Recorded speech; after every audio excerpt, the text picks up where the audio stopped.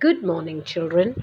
Welcome to the English session. Today, we shall be dealing with the lesson In the Kingdom of Fools by A.K. Ramanujan. This story is a Kannada folktale. Folktale is a story which is passed on from one generation to another. The story is about the state where people are not so wise. They are not intelligent. The king, his ministers, and his advisers are fools. That means they are not wise and intelligent. When these kind of people rule the world, then what all happens has been told in the story. So let's explore and find out what happens. The events described in the story took place in a kingdom where the king and minister were fools. Since they wished to rule the kingdom in a different way from other kings, they reversed the order of the day. They ordered everyone to be awake at night and do their respective works, while during the day everyone must sleep.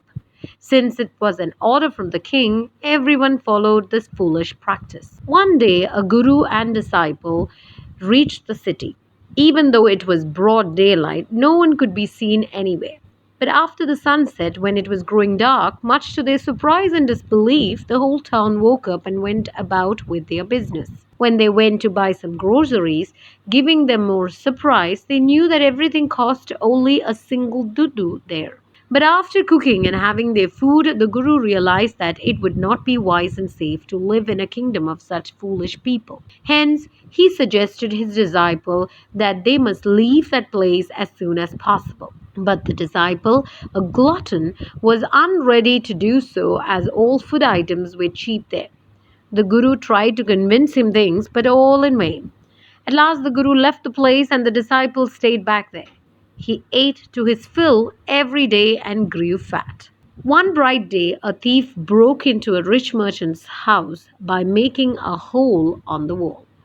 When he was coming out, carrying the loot, the wall collapsed on his head, killing him on the spot. His brother rushed to the king and complained that the merchant should be punished for not building a strong wall.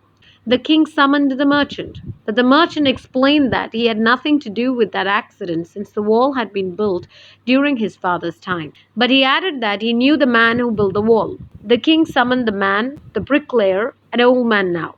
During his trial, he said that a pretty dancing girl was going up and down the street all day with her jingling anklets, distracting his concentration from the work. That resulted in the wall being weak. That dancing girl, an old woman now, was brought in. During her trial, she gave the excuse that a lazy goldsmith, whom she had given order to make some jewelry, made her walk like that by delaying her work.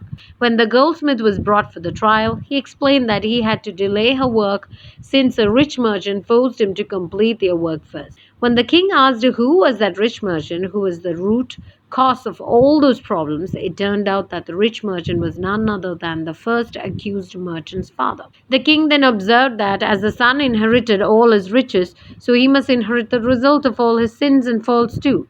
Therefore, he must be executed, was the king's ultimate verdict. When the rich merchant was being taken to be executed, it occurred to the minister that the merchant was too thin to be executed properly on the stake.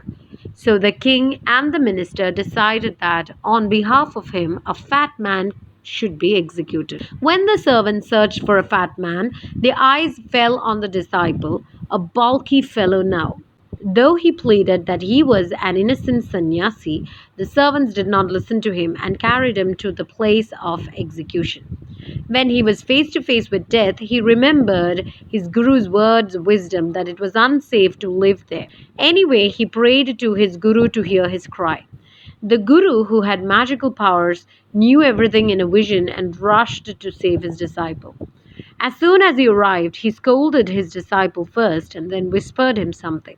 It was part of a master plan hatched by Guru to save his disciple's life. Soon there started a row between them about who would die first on the stake. Seeing this, the king was puzzled. He asked the Guru why they were competing to die like that. Then the Guru told him secretly that the newly made stake was the stake of God of justice, and since it was never used, the one who would die first on it would be reborn as a king and the second as a minister in that kingdom.